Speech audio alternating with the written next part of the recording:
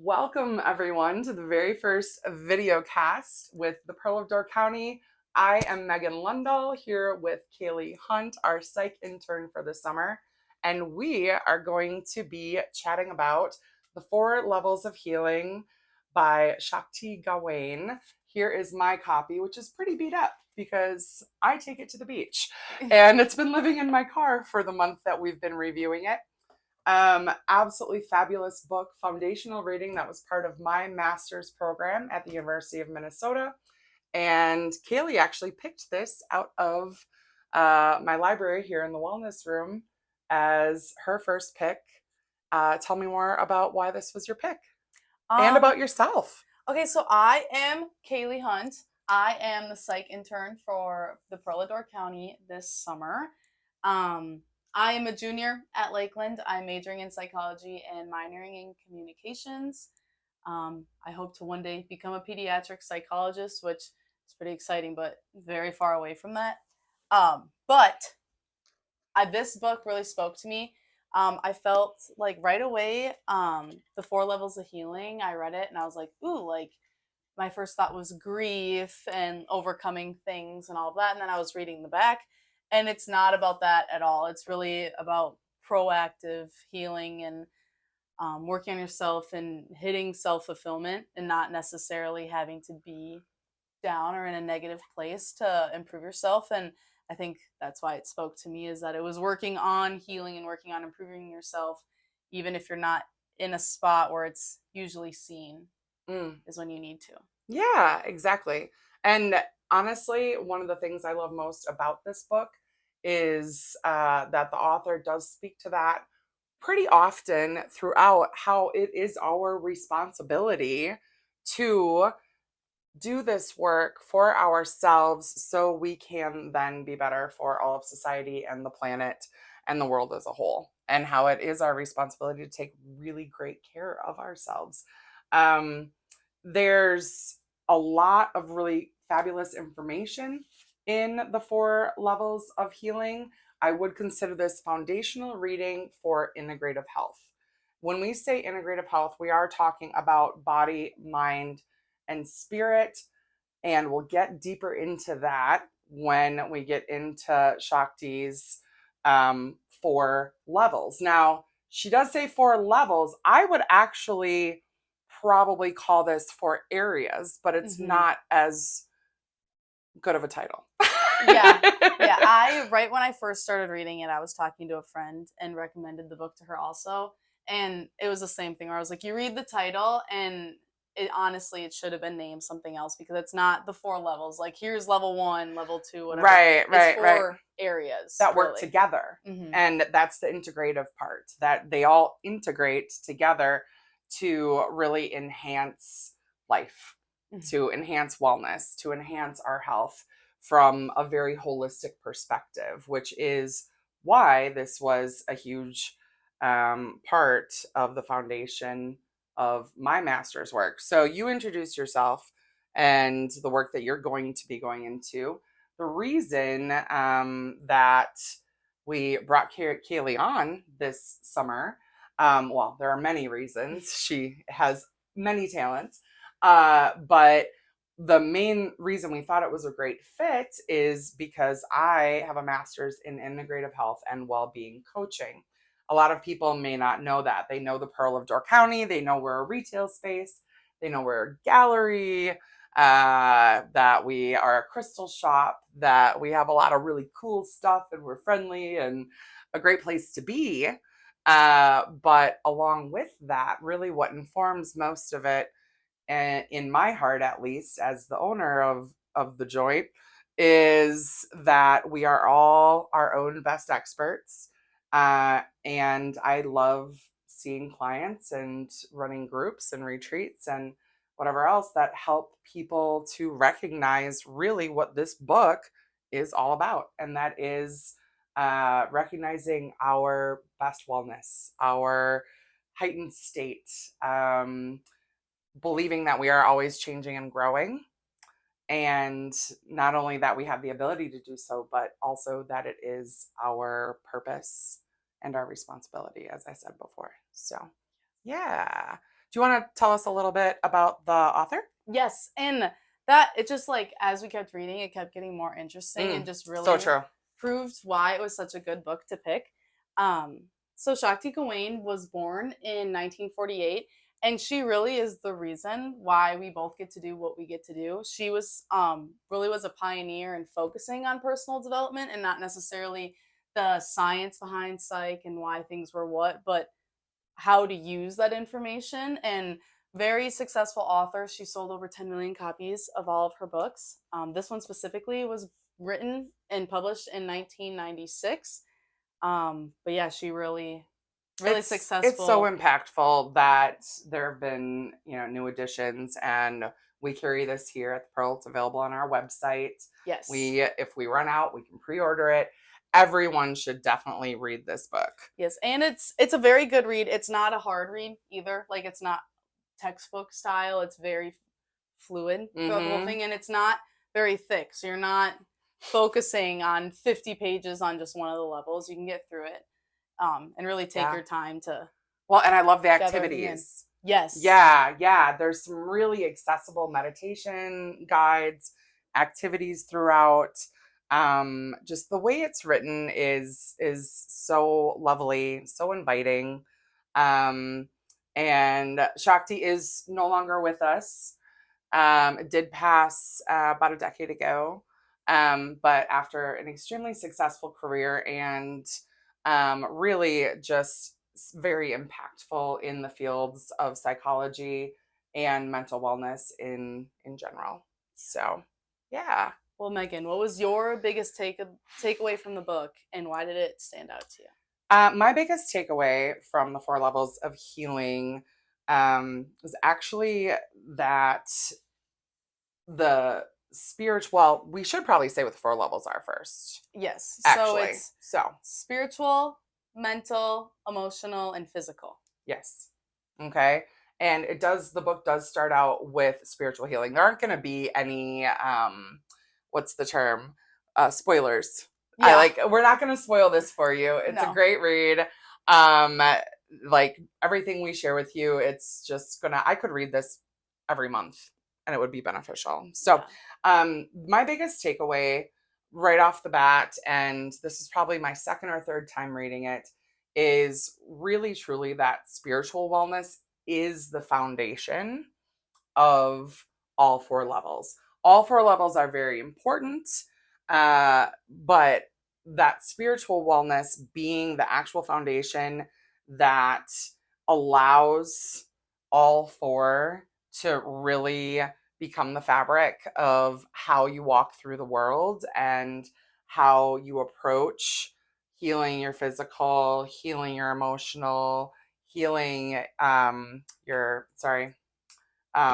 Mental. mental as well. That was really honestly probably my biggest takeaway. Mainly it spoke to me the most because that's something I've been leaning into a lot over the past few years after, oh gosh, well, I say a few years, but probably the last decade. It really, that being able to re-embrace spirituality has opened the door for me to be able to take a look at the rest of those aspects of wellness and health. So, um, that was really fabulous. What about you? I would have to agree. I think a huge takeaway was that it does focus on all four interconnected levels and that spiritual is the foundation, but really you're not going to hit that self fulfillment or really like there's always room for personal growth once you have all four, and how improving your mental can improve your physical Mm-hmm. and the emotional, and all of it really just gathers in and helps one another. But I also, the biggest takeaway was that she focused and challenged the common belief that healing is curing an Mm. illness or its Yeah. symptoms. Mm-hmm. That improving yourself, and even if you are going through a hard time and you improve your spiritual level, it's not just going to make whatever's going on or any of that grief go away, but Mm-hmm. it will help you build as a person and understand why that happens and circle of life, or really just help you understand it in a deeper level and improve yourself for any future occurrence The to way she happen. applied that to the physical That was the final chapter. Yes. And the way that the author applied that to physical healing, I thought was very straightforward Yeah. and non apologetic, with the idea that we are mortal. We are in these human bodies, and our time on Earth is finite.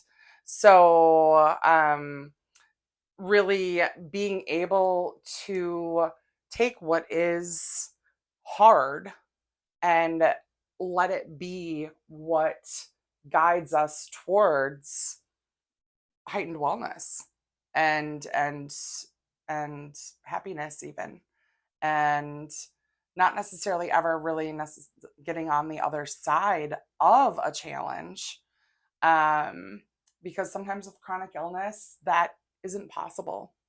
But and not even she wasn't like, oh, make the best of it. It wasn't put forward like that. I'll touch base on that. Yeah, later. Put a pin in yeah. that one. Putting a pin in that one. We're putting a pin in that one. To that point. I liked when she talked about that. Yeah, me too. A lot. Yeah. So I also am so curious, Kaylee, before reading this book, and not really, we had some previous discussions on the phone this spring before you came on, but how did you personally define healing prior to reading this book, and maybe how has that changed? So I was someone that definitely, who this book was aimed towards, that believed healing was the curing of an illness or a symptom, or the dismissal of any of your problems. And after reading this, my definition on healing has totally changed, and I've recognized that it's more of a broader and lifelong journey that you focus and work on for your entire span of life. And it's the adaptation and the acceptance and personal growth that is what healing is, not necessarily the dismissal. Yeah, that acceptance aspect. Mm-hmm. That's a huge part. That's a huge part of the process. Yes. Is rather than shying away from or running away from the awareness of an issue, whether it is emotional or physical or spiritual or mental, really just embracing it, I think is just not necessarily always easy. In fact, she speaks to that. Not necessarily always easy, but the first step. Yes. Yeah. And also, I thought it was really super lovely how much emphasis was put on, and this is back from the 90s, how it is very okay to ask for help, to seek out help, professional help, friends, clergy, psychiatrists, psychologists. And this was before integrative health and well-being coaching was even a thing. So I really appreciated that part as well. That was probably extremely groundbreaking. If I remember back to that, I was a junior in high school when this book came out, and we did not talk about therapists. We did not talk about psychologists. If somebody was seeing a professional, it was kept more hush hush. Yeah. And I don't feel like that's the case anymore. And I would attribute much of it to her influence. Yes. And I mean, there's a lot of really great influencers. So, I mean, heck, you're going to school for it. I know. Yeah. All because of Shakti Gawain. Right. Right? Possibly. You never know. It'd be interesting to run this past some of your profs and some of the folks that have influenced your choices throughout too. Maybe they're familiar. Everybody I've mentioned it to in my healing circles, in my wellness circles, granted, they might be a little bit more woo-woo than most. They've been like, oh, yes, that book. And they've been like, we have to get back to that. I want to get back to that. I want to read that again. There's always something good to be found. Yeah. Oh, in a reread. Yeah, it is a reread for sure. Like, instead of a New Year's resolution, it should be the New Year's Shakti Gawain. Yeah. You just start off the new year. Exactly. It is a really great book. Yeah. But I have a juicy question for you. A good one. This is where it's going to get deep. Okay. Out of all the levels of healing, so the Mm, emotional, mental, physical, and spiritual, which one do mm-hmm. you believe you resonate with the most? Mm. And which one do you believe you neglect the most? Yeah. Okay. So for me, what comes easiest is the emotional. And while I was reading, I contemplated that a lot. Like, why? Why is that? Is it because I'm a woman? Is it, I went into the nature versus nurture aspect of things. I most definitely was raised by parents who invited talking about emotions, and not just my parents, but also my parents' friends. I like to say I have a lot of hippie moms, and it's so true. I'm one of those lucky gals that when I first started menstruating, I had a coming of age ceremony with a fire, like a fire ceremony, with a few of my girlfriends at the time, and my mom and all of her really cool friends who are like my second moms. So the emotional aspect comes very easily to me. I welcome emotions for myself and obviously from others. Um, and I'm very comfortable there, Yeah, right. Yeah. where a lot of people are not necessarily. Uh, and professionally, I think a lot of times that is something that I learned along the way, is that I have to meet people where they're at and not push.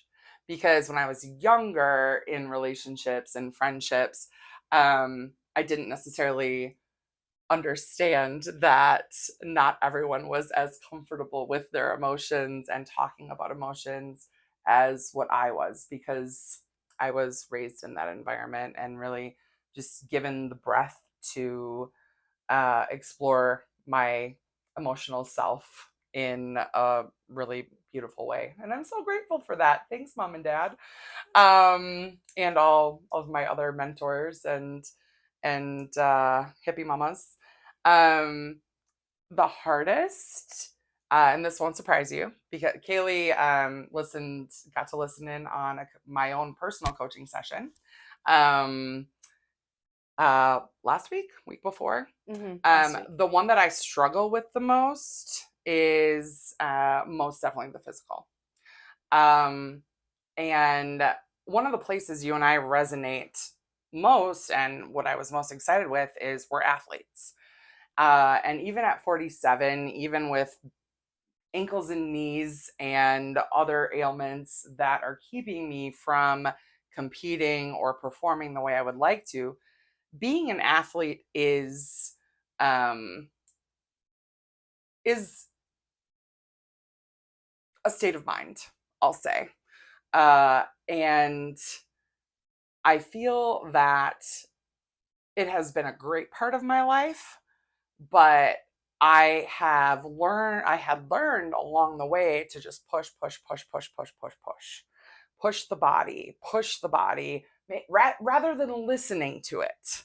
So listening to my body is my biggest challenge, and is something that I have to put a lot of time and energy into in order to really foster wellness in that area. And I'm putting a lot of energy into it this year in particular. And it's been the easiest thing for me to kind of back burner along the way, and just hope it catches up or changes, or kind of mourning my my physical prowess from before injury or imbalance. Um, the thing that's really cool though is because I have felt relatively strong in the emotional aspects of wellness, as well as the mental, and then the spiritual definitely has developed more so over the last decade. um, it really has provided a framework for me to be able to access bettering my physical wellness and taking a look at what emotional things actually have been holding me back, or what mental ideology had been holding me back from being proactive about my physical wellness, and acceptance, having some acceptance of this is where I'm at right now. And for an aging athlete, that's not always easy, especially one who had a fair amount of success. Um, and there's self worth attached to that. There's um, uh, just how I walk through my everyday as part of my identity. And when the body is trying to tell me something and I'm not listening, what am I then telling my body? I'm telling my body, you shut up. I don't want to listen to you. I don't want to listen to your knowledge. And instead, I am now embracing it and listening and honoring it with rest and hydration and movement and fabulous nutrition and healthcare and medical attention. But it's always a struggle. I don't love resting. Right? Yeah. In general, I just really don't love resting. There's just so much life to live and so much to do. But this morning you did admit that you needed a nap. And I so did. we're improving. And I We're did. I took a improving. 35-minute nap. Personal I growth. did it. Personal growth. I took a break. Good. It I'm proud of happened. you. Can't you tell? Yeah. Don't I seem fresher than Yes. this morning? Yes. This morning you did look very tired. Yeah. Yeah. So, what about you? What about you? Same question. So, out of the 4 levels of healing, physical, emotional, mental, spiritual, which resonated with you the most? We're very similar in the emotional aspect. I definitely resonate with that one most. Everything I do that is like my best parts of the day, no matter where it is, all the time. I've always been someone that's looked forward for those connections with people and have really gone out of my way to build those connections and relationships with people. And I feel like something that I've always had naturally and have also had to work on for not getting too much of that energy and too much of it with me is that I feel for other people all the time. Very empathetic in the sense where like if someone comes at me and like they need help and they're crying, like I will cry. Like I feel those feelings. Or even from a young age there was those commercials on TV where like they'd ask you the rhetorical questions because like it's a commercial and I'd sit there like crisscross applesauce in front of the TV and answer the questions, be like yeah I do. I can picture that. Yeah, like I've always been that way, and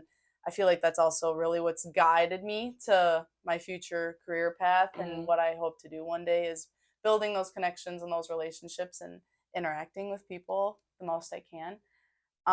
But the one I neglect the most for sure is spiritual.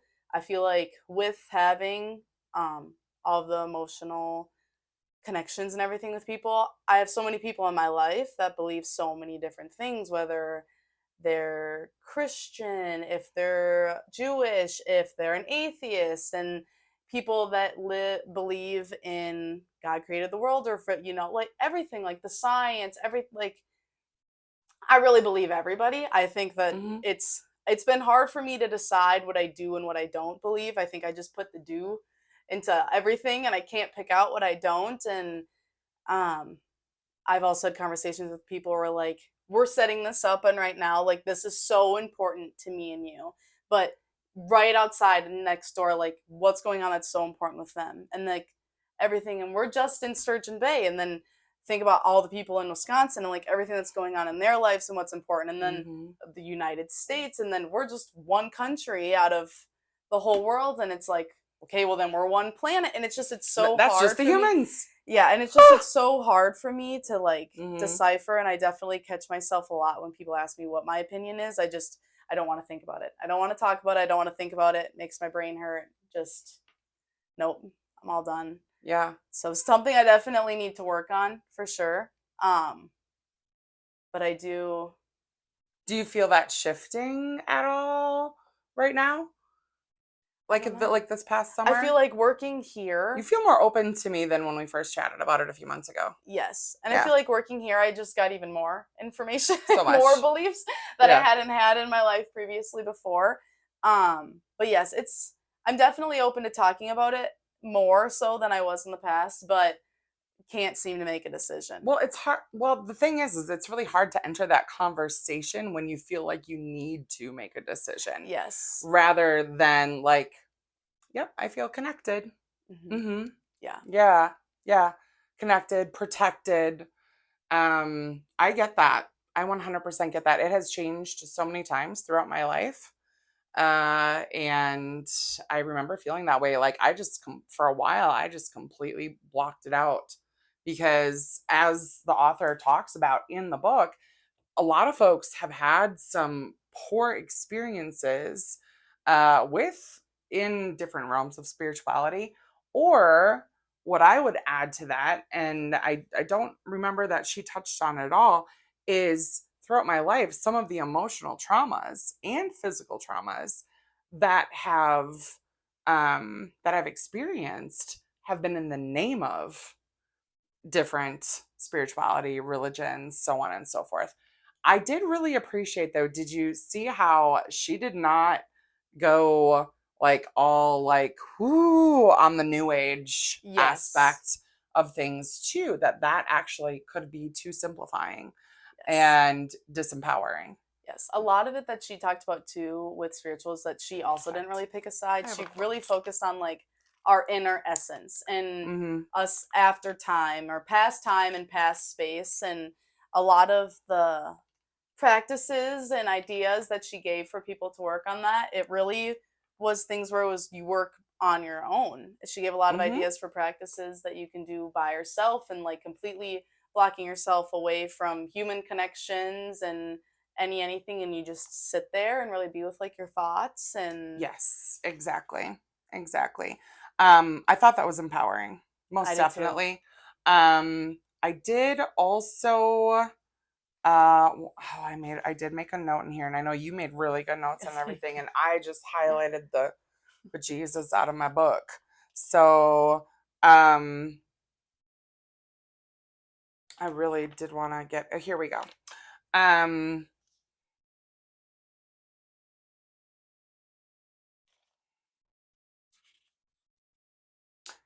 This is what and I'm going to quote her here. So, for it says, some levels may need special healing because we were wounded or suffered trauma in that area. For example, if you were taught certain spiritual beliefs you eventually felt weren't right for you, and then as a result rejected the entire spiritual side of life, that definitely applies to me at one point in my life. That then you may have a wound on that spiritual level, and that can be healed by developing your own personal way of relating to spirit. And that is the important part, is developing your own personal way of relating to spirit rather than adhering to any other individual's doctrine. So I think, honestly, Kaylee, what you just shared, you're going about it the right way. You're taking in all of the information. You don't have to decide, and also we get to change our minds and grow and learn and based on the experiences that we have. So I think where you're at, it's really beautiful. Just gonna go ahead and say that.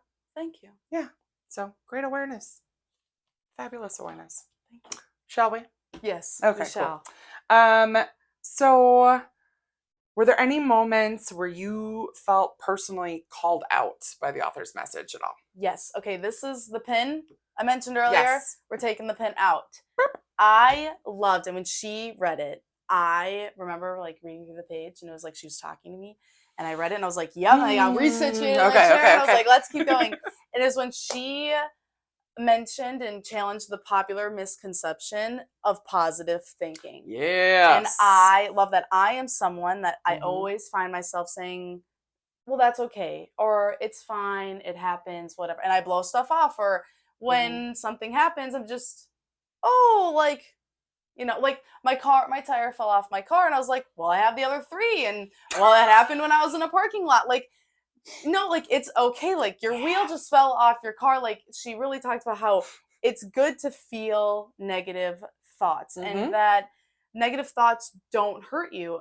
And I also wrote down a quote, and I loved this part when she said it. And on page 34, I she know this said, one. "We don't heal anything by trying to block it out, get rid of it, or pretend it doesn't exist." Yes. And I really thought that was also important to share, is I agree. that there's a difference between being optimistic and overly using positive thinking, like Mm-hmm. brushing everything off. It's really, you're not going to improve it, you're not going to feel the right emotions, you're not going to work through it properly, and it's going to end up hurting you more than anything in the long run. And that thoughts are energy patterns, and they really Mm-hmm. just, they must go somewhere. And if you're just blowing off all the negativity and you're a fear from all the negative, it's really going to end up hurting you, and that Yeah, negative thoughts don't hurt you. definitely. Exactly. I thought of a past relationship when I read that part. I highlighted that as well. I thought of a past relationship during that part, and I was like, whoa, like so many times throughout this book, without judgment, it gave me framework for where people in my life might have what I call a distortion and or an imbalance, right? So in specific, it was being afraid that if you feel a negative emotion, that you're going to get stuck there, right? That feeling it there, that there is no other side to feeling it and being in it. And that resonates with me. I mean, I've definitely been in that situation, but oh my gosh, did it really speak to a person from that I spent a lot of time with. Right? Yeah. Yeah. Yeah, and I mean really it was, something they were not looking to change. That was how they stayed safe. Um and which is so super unfortunate because eventually all of that will build up, build up, build up, build up. It is okay to embrace and feel your negative emotions, your hard emotions, the fear, the anger, even. There was a really nice blurb on anger Hmm. in there. Well, even with that, Yeah. with emotions, even if it's just a thought, like your thoughts, like those, that is energy. Like Mm-hmm. it has to go somewhere. Yeah. And if you just dismiss it, it builds up and it bottles up. And I think that's really even where the term bottling it up comes from. Because if you just dismiss it all the time or try to change it, Mm-hmm. it's never going to go anywhere. Yeah. Definitely. Definitely. I agree. Um, Anything else that you want to touch on there? I mean, I Um, have I have a couple call outs. yeah. Yeah, yeah. One of the things that I found most impactful was the author spoke to um, a story that Deepak Chopra had shared about how in India there was a group of folks that had chained elephants to trees. Yes, I remember this part. Heavy chain, heavy chain around a back leg to a tree. And so, with that, the elephant learned that they were limited. They learned that they only had so much space. They learned that they could not go over there, even if they wanted to, water, food, family, whatever it might be.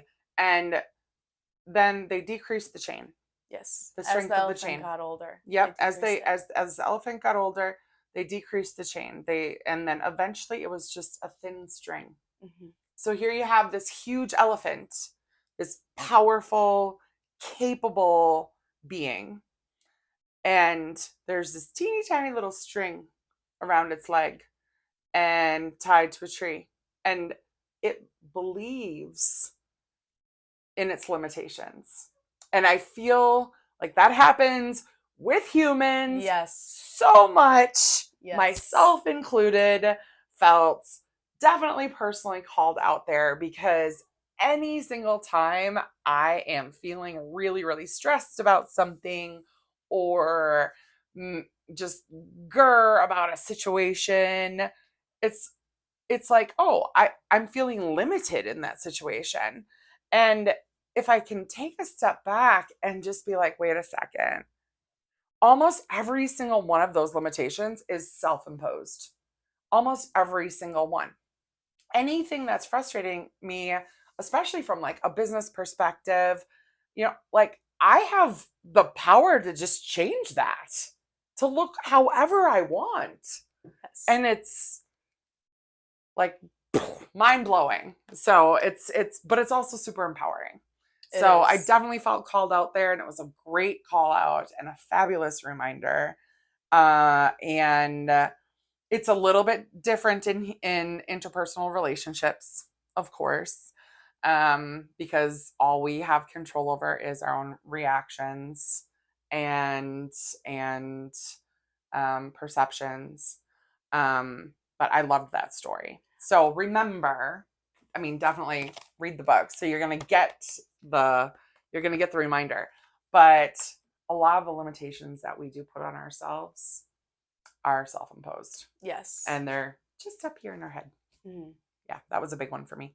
That was, yeah. I do like that one. And Mm-hmm. really, when she compared it to where it's not just any physical limitations either, like that one specifically, like Mm-hmm. for the elephant, it was the string on its leg, but it was the mental limitation and the belief that they couldn't go further. Oh yeah. And yeah, I Oh, just I love. even I even have that. Sometimes I have that physical limitation. Like I was trotting down the stairs at the Y the other day, and I'm like, oh, I'm trotting down the stairs. A year ago, my inflammation was so bad and my pain was so bad in my ankles and my knees, my joints, that I was like, having to use the railing to do that. Otherwise, my knee would go out. But I remembered that a couple of months ago, I had to stop myself from grabbing that railing. I didn't need it anymore. You know, like the healing that happens, just remember that there are new normals on the other side of all the work that you're doing, all the good work that you're doing for yourself. Be really for myself, like I want to be more aware of the new normals that I'm creating, hopefully mostly positive ones. Yes, Yeah. personal growth. Personal growth. Personal growth. Yeah. How do you think emotional healing Mm. influences physical health? Oh man, well, I have seen it, I have experienced it. um Emotional healing, uh especially around, I keep hitting this, hopefully that's not Hopefully, doing we're something just horrible on our right. sound. I'm not used to wearing one. um Especially around heart healing is something I have a lot of personal experience with. And when we're big feelers, it's our heart actually that takes the brunt of that a lot of times. Um, the heart healing that I've been doing over I'll speak to my personal experience first and then professional, but the heart healing that I've been doing over the past couple of years is allowing my body to shed its protection, because I learned over so long of a lot of the romantic relationships I was in, I learned over time that I needed to protect myself. And that ended up, what my body did with that is it added weight. It became inflamed because I wasn't always letting those emotions out of my heart space. So you created a I physical shield. created a physical shield in this body. And I mean, I love this body. It is strong, it is capable, it does things I ask it to that I probably, could be a little bit more Right. gentle with. But it really truly was a physical manifestation of protecting my heart. And I know that now. So now that when something is coming up and I'm letting it flow through my heart from an emotional center, or even through my brain, through my head, wherever those emotions are coming out, like anytime I have a physical ailment of any sort, I automatically am attaching it to an emotional ailment of some sort, or I at least ask the question like, oh, where emotionally and sometimes spiritually and sometimes mentally, where how is this where is this manifesting from? what could it be connected and attached to?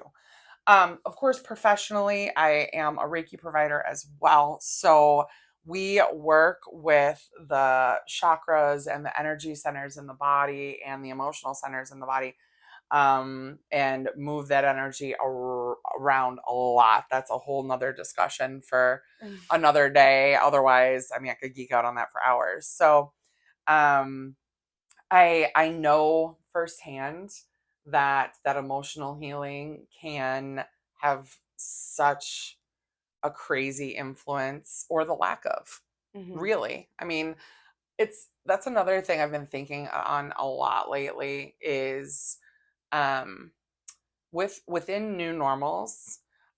I think a lot of times, I in particular, and probably most folks, um, when there's the absence of a pain, whether it be emotional, mental, spiritual, or physical, when there's an absence of a pain, I don't always appreciate that it's gone. It's just like, oh, that's how it's supposed to be. Hmm. Right? Instead of actually giving myself credit for having done the work to set the boundary from keeping it from happening, or healing that trauma, healing that wound, that bruise, whatever it might be, through boundaries, communication, self work, self care.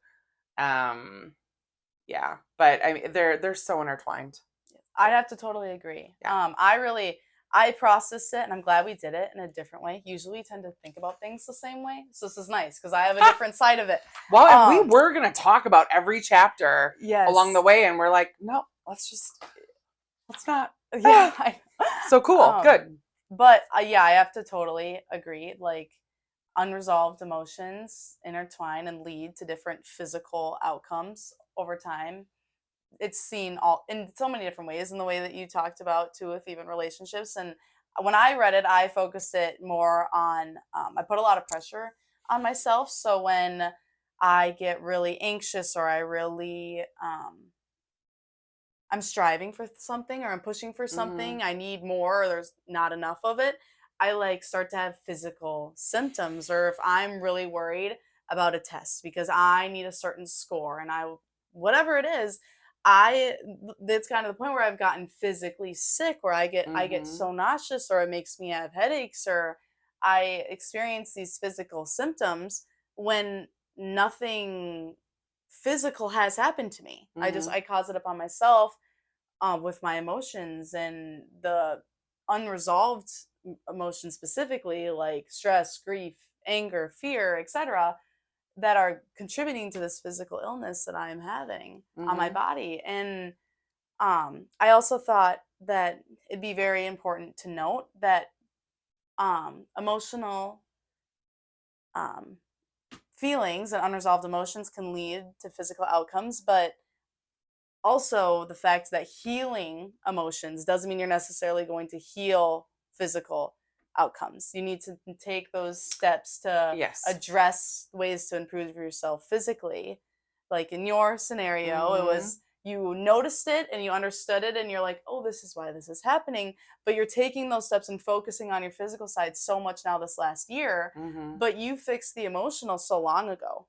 But those physical problems were Yeah. still there. Well, and then other little And layers will come up, and then you yes. tweezer those emotional aspects out that you thought you'd already dealt with before, and Yes. which, yeah, it's all like layered in there. Yes. Can I give a fun anecdote? Yes. Okay, this is so great because I hadn't thought of it until right now. Like you brought this up for me. So, and mainly because everybody poops Right. Oh my gosh. sometime. Anyway, that was not the right note at the end.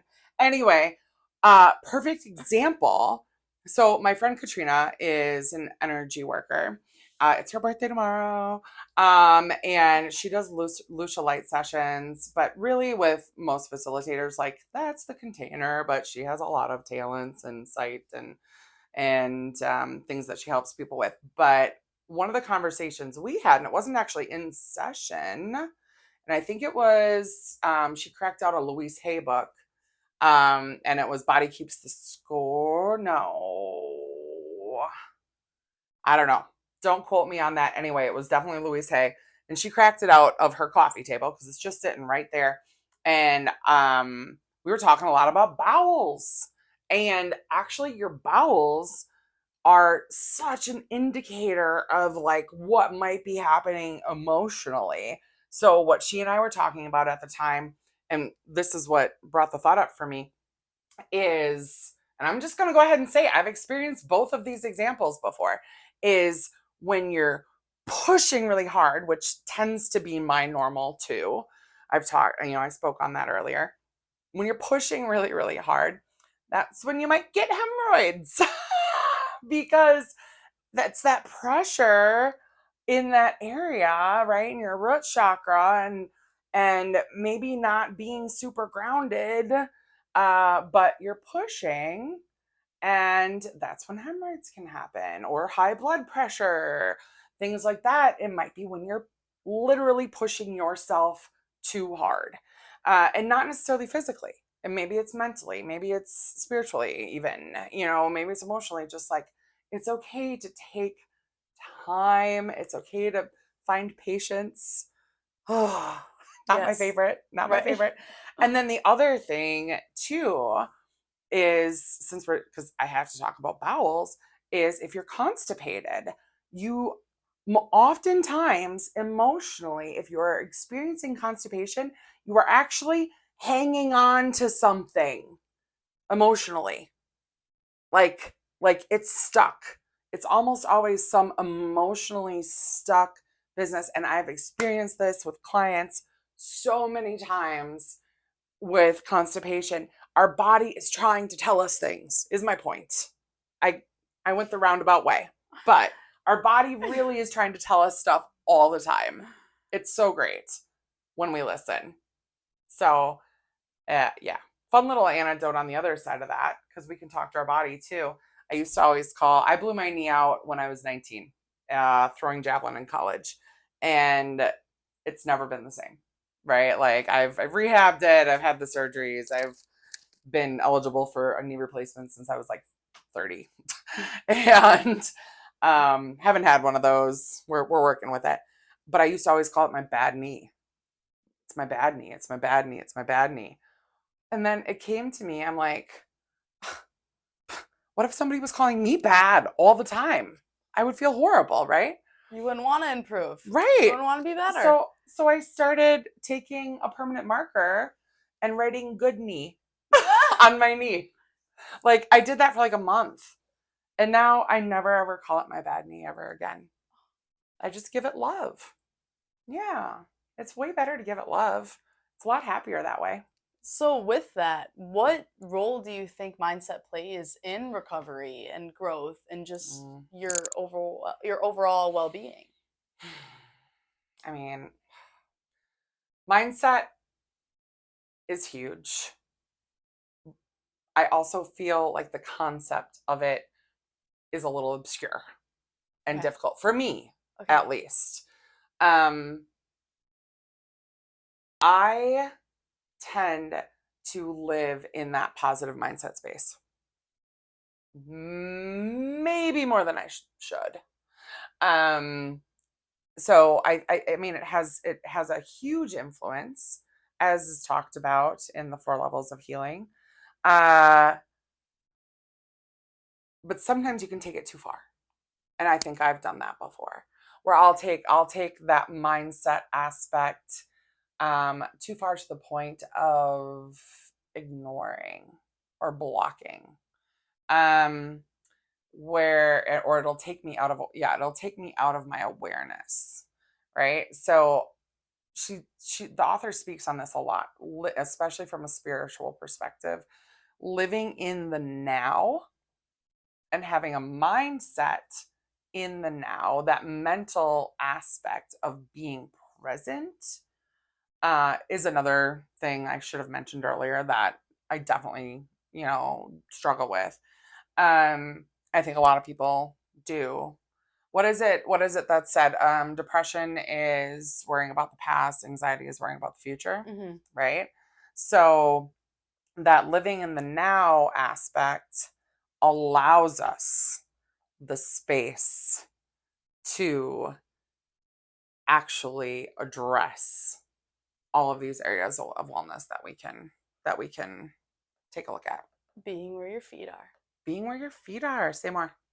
It's being where your feet are. Be in the Mm-hmm. present, be here right now. Your Yeah, I feet love that. aren't tomorrow and Right? wherever you're the meeting you don't want to have or that Yeah. confrontational phone call, and Yeah. your feet aren't in the past for what you had for dinner the night before. True that. Your feet are right where you are, right in the presence. Mm-hmm. Be where your feet are. Yeah. Mindset is key. Mindset is key, but I think presence Mm-hmm. is the first bit of mindset that um that for me at least is the most important aspect, because it is almost impossible to feel pure joy unless you are being where your feet are, as you said, Yes. right? Otherwise, it's a memory or it's anticipation or hope. It's not joy. If what we're searching for is joy, which I definitely am, then we have to be in the present. So I think a mindset of being in the presence definitely allows us to uh, seek out recovery, seek out growth, and be really honest with ourselves about where we're at with our overall well being and where we want to go. Yeah, thanks for asking. Of course. How do you think society typically approaches healing differently than how Shakti Gawain in the 4 levels of healing has laid out? So this is, I feel like, I mean, maybe it's me being biased, but I can't speak for society, but I know how I felt and how a lot of other people around me and the conception of healing felt around me. And it's just back to that I believe society often approaches healing as primarily focusing on treating the physical symptoms Mm. rather Hmm. than and finding quick solutions to health problems. And I mean, modern medicine is incredibly important and effective, Very grateful for it. but it does not always address the emotional and the mental and the spiritual aspects of a person's well-being. Hmm. And I think society doesn't either. I think a lot of society, especially in this culture in the United States, we focus a lot on the modern medicine and medical treatments. And um, if you want to fix something or fix the symptoms that you have, it's the physical symptoms, not Sure. where those physical symptoms are coming from or the Mm. root of it. And um, as although that mental health and seeing therapists and coaches and all those mental health related things, it definitely is a lot more socially accepted now as it was in the Hmm. past. But there definitely is a lot of people that believe that and don't act upon it. They don't go see Oh the yeah, mental it's help or. literally. I mean, what physicians call it is non-compliance, Hmm. and that's where coaches and therapists can be so incredibly helpful. Because a doctor, a physician, a professional, whomever can tell you, or you can look it up yourself and figure it out, can tell you what to do, but what's standing in the way of you being compliant to those actions that are actually going to help your physical well-being? Yeah.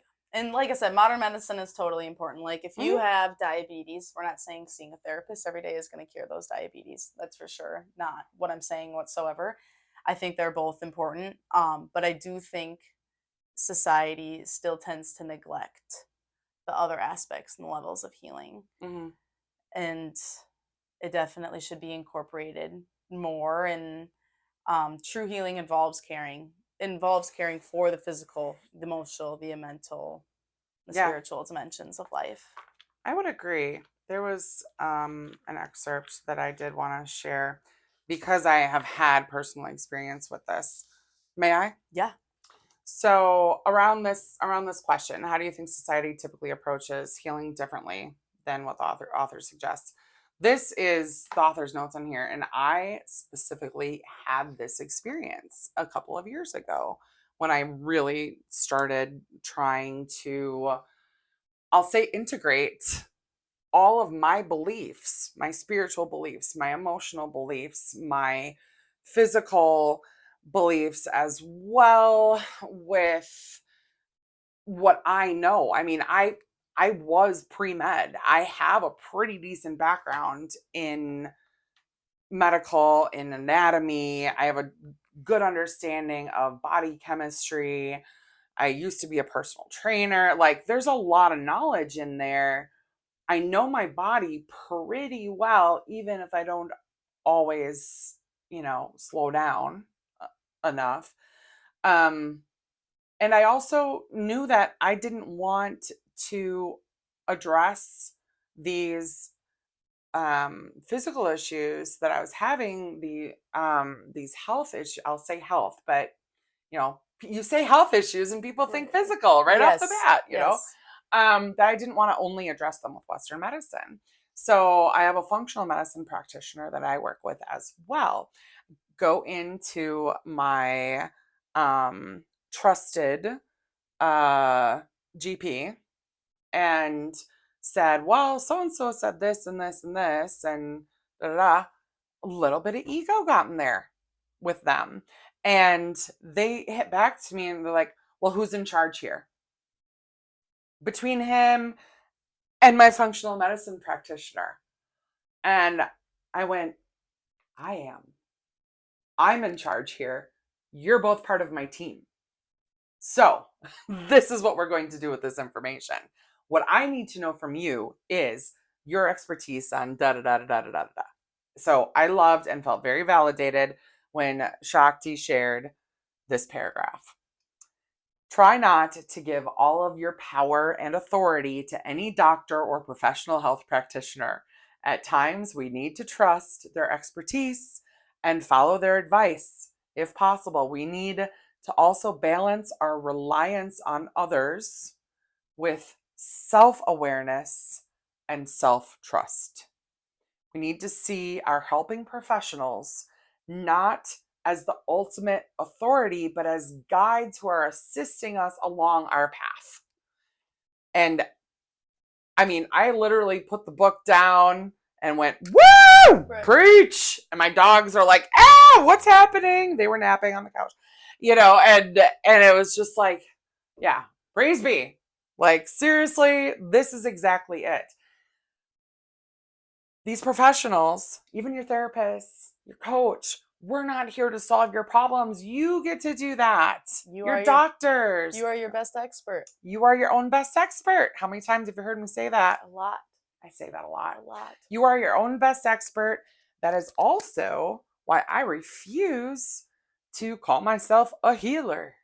And I don't like it when other practitioners call themselves healers.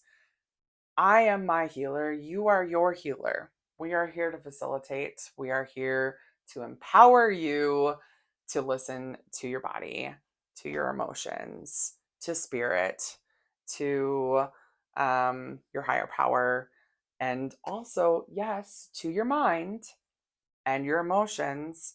Oh, that part was really great. We'll probably touch on it a little bit, how your emotions are fleeting. Remember that aspect? So good. So good.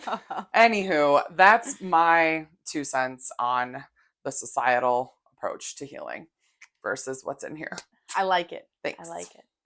How has this book influenced the way that you think about relationships with yourself or with others? Yeah, rereading this, thank you. Rereading this has definitely shifted my approach to a couple of relationships that are meaningful to me. The one with myself, I took a nap today. It was great. I'm staying super hydrated. I'm listening to my body. It has been like some really, really fabulous reminders. I am letting myself like consider other avenues that maybe are less stressful, because even though I do thrive in chaos, I don't want to be someone who thrives in chaos, right? And I definitely don't want to create chaos. So, yeah, that the relationship to myself, it's going to continue to. This is not, I started thinking right away, like, ooh, I need to give this to so and so next, or so and so, Yes. or da da da da da da da da. I'm like, yeah, I think you're just going to stay in my purse because you're a great little book that fits in my purse. And I think maybe I just need to turn to you a little bit, and we're not done. Yeah. You Yes. know, like there's so many great nuggets in there. And I might have to treat it a little bit more like oh, wait a second. Wait a second. I want to revisit that from a personal perspective. With other people,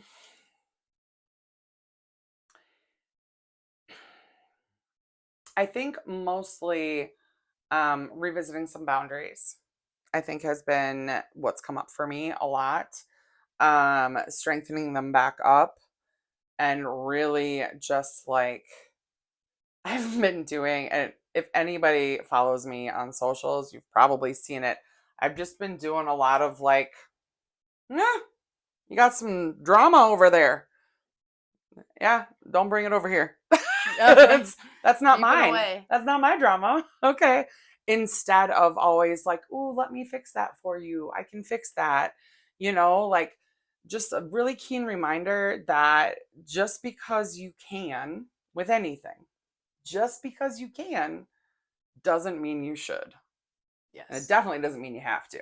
Yes. I mean, a lot of times what we try and this goes along with sessions I've had the last few weeks while I've been reading this too, client sessions. It's like a lot of times I think women in particular insert themselves in places to be helpful and with love and with the best of intention, that actually potentially end up being disempowering to their loved ones. So I have thought a lot about that, and I've thought a lot about the spiritual aspect, the romantic relationship that I'm building right now.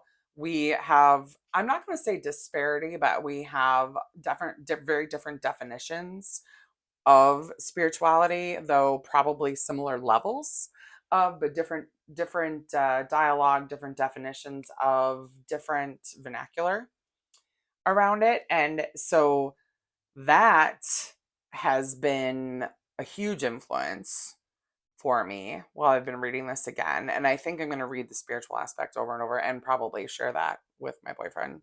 Um, and It's the foundation yeah, to all of it's it. the foundation, It's the which foundation. which he would completely agree.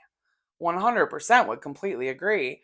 Um, Whether or not he'll agree, that the other ones are equally as Yeah. important, Yes. or if it really just all is about spirituality. I think he will. He's a very reasonable man, but and very handsome Right. and helpful. Shout out real Par, quick. yeah, Par. par, Shout out par, to Par. yeah, You know who you are. yeah. So, what about you? Enough about that. I'm getting all giddy Um, again. I I just reading it, I feel like it's just made me question so many other things. Like while I was reading it and once I finished reading it, I'd catch myself when I'm talking to people or when an issue would arise or when I would start to feel something or think something or like correct myself. This is the book. Ah. This is what Shakti Gawain was talking about. And it's Mhm. like I really started to notice and realized what my strengths were and what I was neglecting, what I really focused in on myself. And I feel like that helped me with the relationship with myself and to give myself some grace and notice that it's not necessarily something that I'm lacking in, Mhm. but where I can improve in all areas and Yeah. just improving on one, you can improve on them all. And I think that also gave me more Yeah. sympathy with others in the same way where Mhm. it was, oh my gosh, it was so funny. But like, um, my boyfriend had done something a couple days after, and I laughed in my head because the first initial thought that came through was, oh, he's just neglecting his emotional level. And I'm like, oh my gosh. And then I'm just like thinking about it and I'm like, what could we do to help Like, like how that could you emotion? actually? Yeah. Yeah. And it's just like, I think that is how it's affected me with my personal relationship with myself and other relationships is I'm just seeing things as where people just where they thrive and Well, what there's they grace need to that work comes with on. that, And right? yes, yes. Yeah, like there's grace that comes with that. It's like, oh, that awareness. Yes. It's like, oh, I love that you brought up the thrive where you thrive and where your strengths are. And I'm like, ooh, what page was that? I wish I would have. So continue on. I'm sorry for interrupting. No, it's okay. But I forgot about that part, and it was really cool and so important.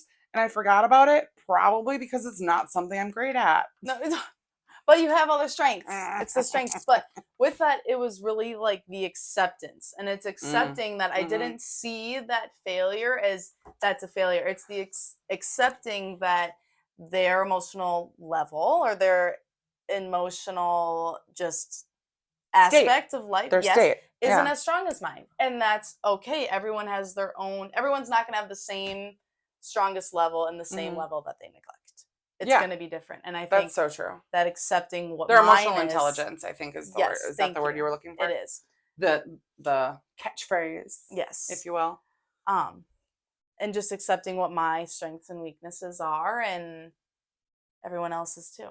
Yeah, and then meeting them where they're at. And meeting them where they're at. Giving grace. Patience. Patience.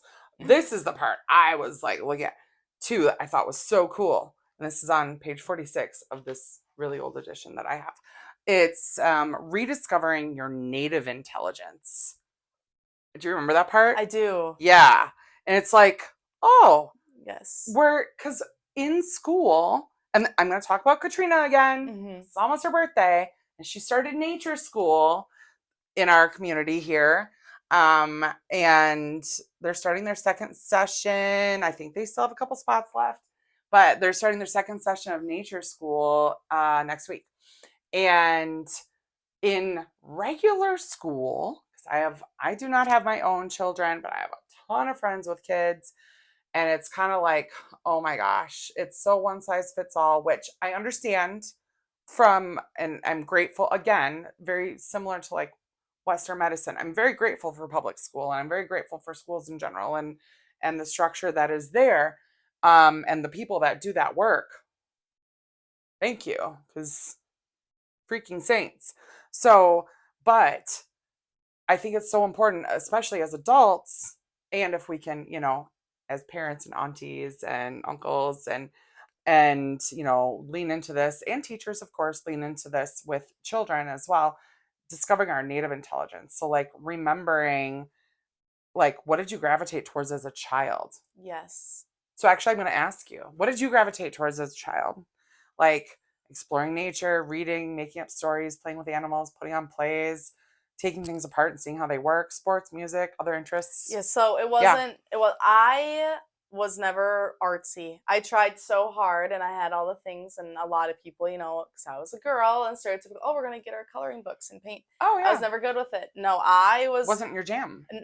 No, mine was, I loved my voice all the time. I always just talking to people, talking to things, and always talking to myself. Even if I was just playing with myself and putting on a show, I always used my voice and always talked.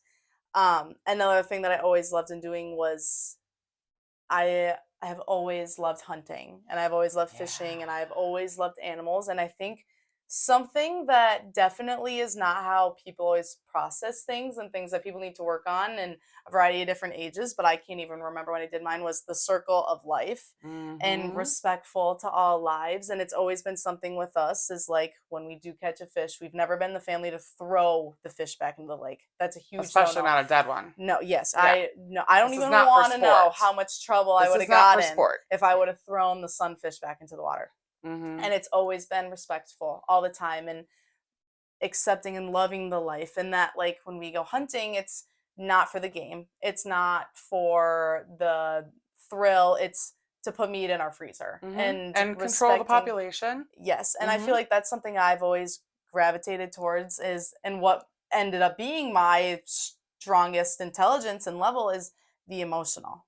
And it's just really everyone else's emotions, mine emotions, no matter what the living thing around me was, mine was always the nature. So it was the gardening, the hunting, the fishing, the being outside, being grounded towards nature, and the storytelling.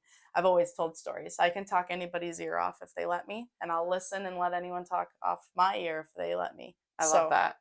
That's always been something. So how do we incorporate that into child psychology? Right. Yeah. I wonder how. Waldorf, nature school. I should probably get you to talk to Katrina more. Anyway, that's awesome. Yeah. Thank you. I say it pretty often, and I caught myself saying it the other day too. I'm like, 8-year-old me would be so impressed with me right now because I have an art gallery and pretty rocks, Right. Yeah. and also the storytelling. And what was it? It was putting dresses on ladies. I'm like, I get to play adult Barbie. Yes. Yeah. Oh, I used to do that too. I used to make my grandma Yeah. sit and watch. You'd have to turn off the TV. I'd put the little stool in the middle of the living room The with my little show. dress, and I'd just sing away. And then she'd have to rate me. And then I'd change my dress and sing a Oh new my song, and then I'd just gosh. sing. No And she'd have to way. score me out of 10. And she always gave me a 10. There was tears if she gave me something less than like a 9. I didn't know you were a So I always singer. got, oh, I'm not. Oh yeah, you It's just are. the using my There's voice. karaoke on Thursday night. I don't know. Scott's going. I don't know. I shouldn't. Will you at least comment? Yeah, we'll see. You probably have to work. Right. Not here, but Yeah. anyway, if you're off, rumor has it there's going to be quite a show. Everyone's gonna watch this podcast. And Yeah. they're gonna be like, "Oh, we're going to Oh, karaoke going Thursday." going to karaoke on Thursday, so we can. Yep. Anywho, Anyways, we get sidetracked here a native lot. If you haven't intelligence. caught on, yes, Yeah. native intelligence. Another great, and there's so much in this little book. Like Yes. it's amazing. It is amazing. There is how much not it covers. much fluff, Mm-mm. but yet it's not like hit you over the head. So good. So good. Okay. Let's see. Oh, ideas I would offer. Next question. Yes. Here, I'll let you Were ask there it. any ideas that you would offer alternative perspectives on as someone that has gone through the schooling, the license, and works in this field? Yeah, to be honest, I was floored rereading this again after, well, probably 8 years. It's probably been 8 years. I was actually floored as to how foundational this was or is. So no, I thought I would. I literally went because we did these questions earlier. Yes. I thought that I would have an alternative perspective. Well, and that was a conversation we had when finding this book, is that we thought at one point like this would be a good book to read to compare it to 1996 to now. Exactly. No, I agree with like almost all of it. I mean, I almost ran out an entire highlighter and it's not that big of a book. Like I'm highlighting too many things. I think there are something I wouldn't refute any of it or offer an alternative perspective on any of it. It got me thinking deeper on a lot of things and I did make a lot of additional notes. So, I think especially on the spiritual level of things, I mean, any single one of which is what resonated with me the most this time. I think on any single one of these levels of healing, there could be 1,000-page chapter, right? But on the spiritual level of healing, where it brought me, and this isn't an alternative or a refutal, it's taking a look at wounds, like really, really creating a safe space for loved ones, clients, ourselves, first and foremost, to really take a look at where there might be a wound, an unaddressed wound, and be able to like coddle it a bit because it really is, even those, especially with children, there's big T's, little T's, right? We talk a lot about that with social work, at least. And sometimes, those can turn into massive things, but there's layer upon layer upon layer of life that happen on top of them, right?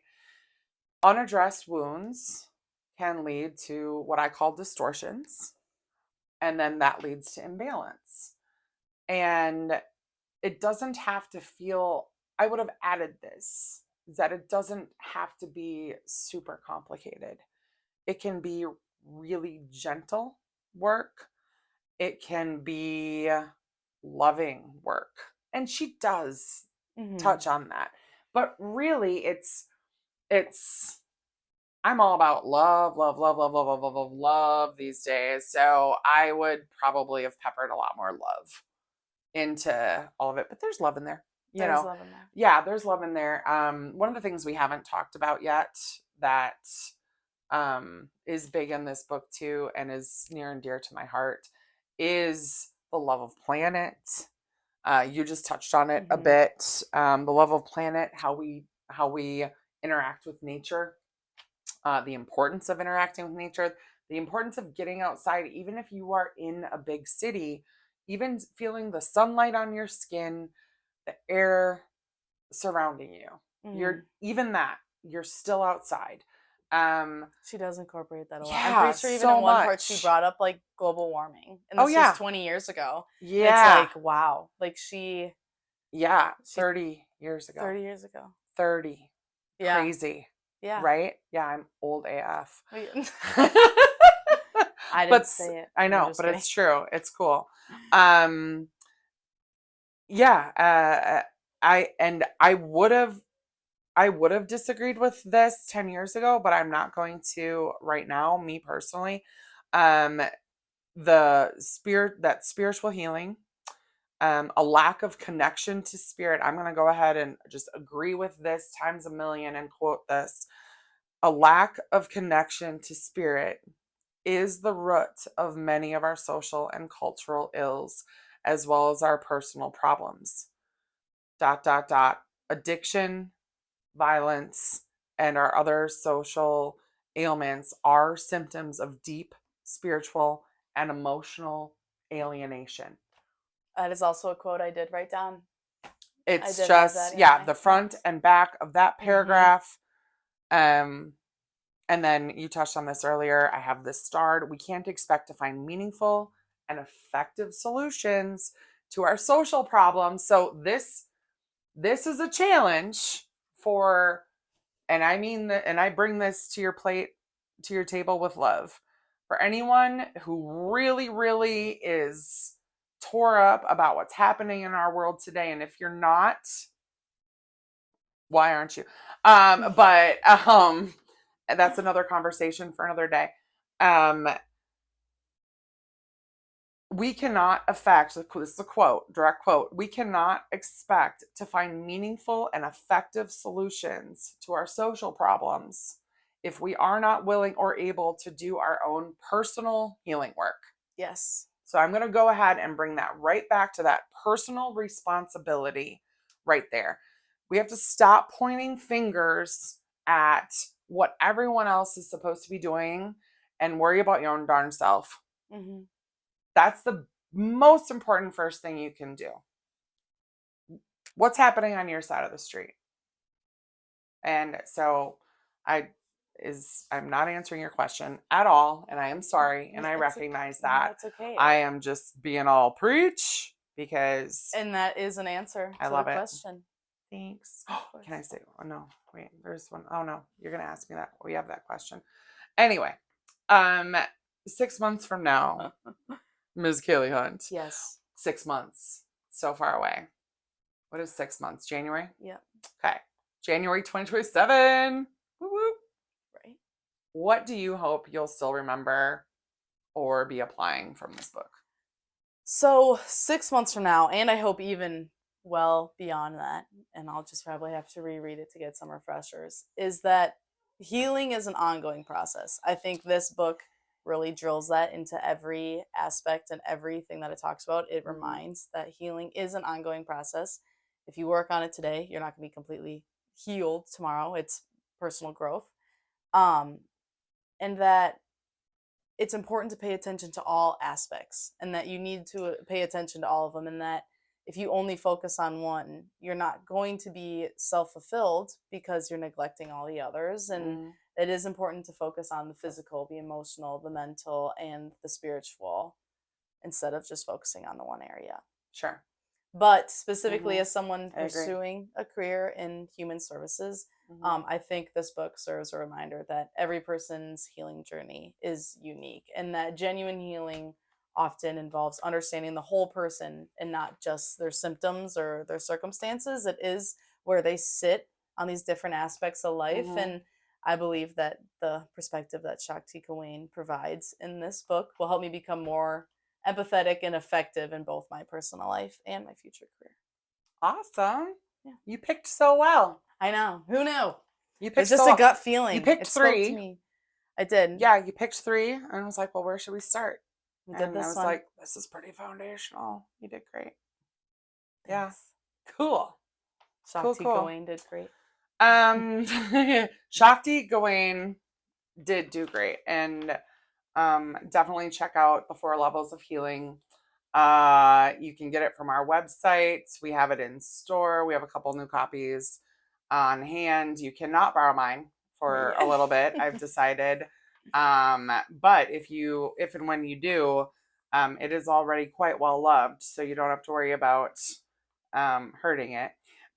Megan added in the love. She was I looking added for in in the a book. lot of love. Yeah. This is what I do. Is there any, I did want to ask, is there any quote or passage that like really stuck with you? I There's so shared many. I shared the one, Mm-hmm. and then you said the other. Okay. Yeah. I mean, we touched on it already. Um, I'm gonna end on one. I'm gonna Okay. end on one End here. on one. And of course it's in the emotional realm Okay. because it's my favorite one. And I quote, when we can truly accept ourselves, so that self-acceptance aspect, with all of our emotions and feelings, we experience real, unconditional love for ourselves. Then, which allows us to feel compassion and love for others. And that's real love, real compassion, the ability to give real grace. To feel truly powerful, we must allow ourselves to acknowledge our vulnerability. To feel profound joy, we must also embrace our sadness.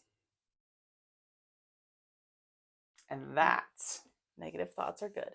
is the quote, That is the quote. the passage that is sticking with me. And I think we've already touched on why. Yes.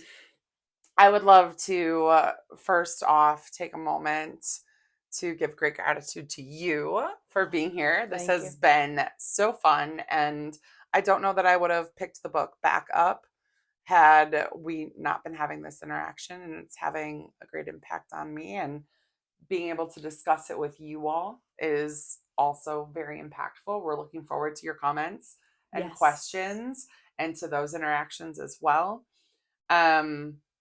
Literally anybody could benefit from reading this book. Oh, 100%. Yeah. I mean, I'll be I recommending it think all this over the is a joint. read for everybody, especially since it's not asking a lot. No. You really What could is it, get this book 108 in on a rainy pages? day. Yeah, for sure. It's really, and it's a great read. And the exercises are so accessible. It's so accessible. She doesn't It's ask. 99 pages, y'all. 99. It's a great book. It's a great read. Yeah. And I just want to give immense gratitude to Shakti Gawain and to her spirit. And that had to have been really, really hard work to be doing, especially in the 90s. Oh, 100%. 100% uphill. And she really paved the way to helping us professionally be able to guide others to balancing spiritual, mental, emotional, and physical aspects of life. So integrative health. Yes. And wellness. And really putting it in a way for everyone to understand. Exactly. Which is a gift. Yes. It's not written in a way where you need to be in this field to understand it whatsoever. So accessible. It is. So, and thank you all for joining us today. Yes, thank you so much. It's truly appreciated. And yeah, be well. And we hope to see and hear from you soon. Bye. Bye.